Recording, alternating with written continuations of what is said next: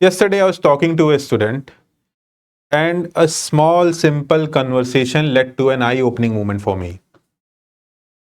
I came to the realization that why do serious students fail in UPSC examination, and especially the UPSC mains examination. So, the topic was like the importance of toppers copies. कि toppers copy क्यों इतनी important है? And the student was telling me that he has a collection of like last few year toppers, all the copies that are available on the internet, online, offline, telegram, he has that. And before going to sleep, he actually reads at least one topper copy, thoroughly reads it. But when I asked him a very simple question to do the brainstorming about the status of poverty in India, he was just able to tell me about some like Niti Aayog report or some World Bank definition, and that's all. The thing is that he was studying the topper's copy as just another notes. ठीक है, एक और notes आ गए, इसको भी पढ़ना है, you have to read it. So the whole purpose of making this video is fairly simple. How to use toppers copies to understand the art of answer writing, to improve your structure, and to improve your overall answer writing in terms of everything, intro, body, conclusion, structure, presentation, everything. Okay? So what I have done, I have taken a copy of a Convert as a student, last year's topper also, who has scored 850 plus marks in your mains examination. And what is happening here is like he's writing a question from GS1, and the question is fairly simple. The question is asking about examine the linkages between the 19th century Indian Renaissance and emergence of national identity. Okay? Question is fairly simple. The introduction chosen by the topper is also fairly simple. So he has chosen to write about the over the 19th and 20th century social reform movement. He has chosen to write about the context. Okay? So he has written about the context of 19th and 20th century Indian Renaissance.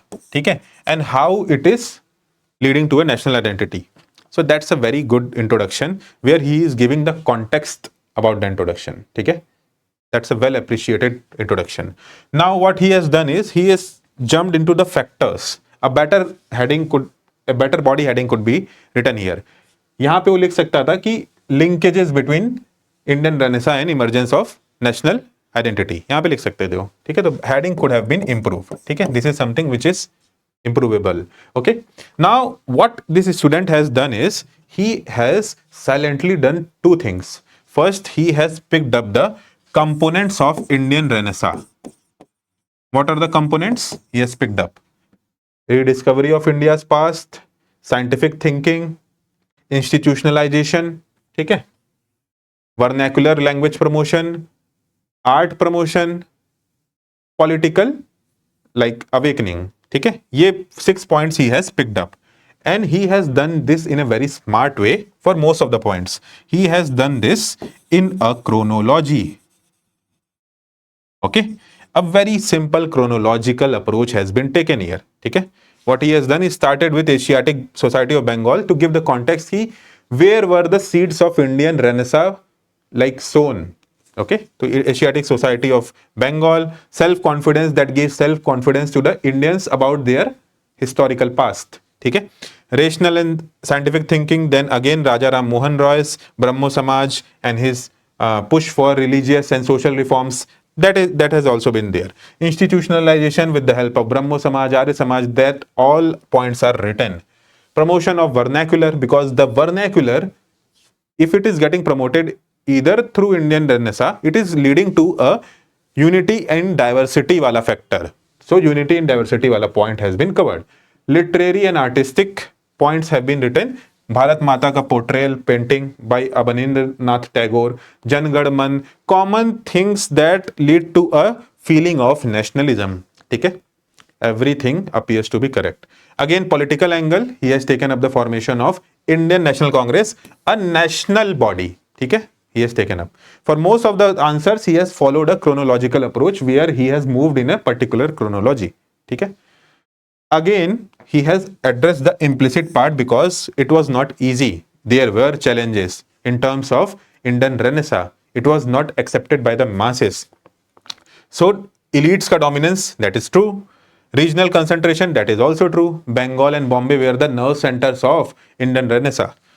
Religious overtones were also there, that was also true. Okay, now he has done one thing, he forgot to mention the economic criteria, okay, the economic angles of Indian Renaissance, and he's tried to include that, inculcate in the conclusion. That's a fairly written answer, but not the best answer. Okay, if you can think how to do the answer writing, you can write a better answer even from that. Okay, so how to write a better answer, I am going to help you out. Okay, so the first thing is type of question. If you have seen my previous videos, you already know that I break down the question in this respective framework. Okay, first type, then topic, then demand. Okay, if you have not seen those videos, you can go back to the playlist and you can see those videos. Okay, of live evaluation, you will get to know. Now in the type, what I am doing exactly is, first of all, this is a very simple question where the directive is coming and then the question is following. Examine, and then the question about the linkages between the 19th century Indian Renaissance and rise of national identity. So linkage you I have identified. There are two topics to discuss. First is 19th century Indian Renaissance and national identity. What have I told you about the topic? Topic helps you write introduction. So two things are clear. You know what to write in introduction, and you also know in the introduction you will have to establish some kind of correlation. Okay, so you can talk about 19th century Indian Renaissance was pushing the socio-economic reforms which led to unity in the country, resulting in the formation of national identity. As simple as that. Okay, now the demand of the question. Demand of the question is very simple, very explicit. Establish role of Indian Renaissance in rising national identity. Very simple, crystal clear. You can just write it down. Now see how I have written this particular thing. Intro, I can explain the Indian Renaissance and how it is leading to a feeling of nationalism or national identity. Okay, that is very simple. Now I have taken two approaches. The first approach is chronology approach. I have taken the pre-1857 approach, where the focus was a lot on the social reforms, that sati abolition, that widow remarriage act, that focus on the girl child education, okay, increasing the age of marriage, that was there.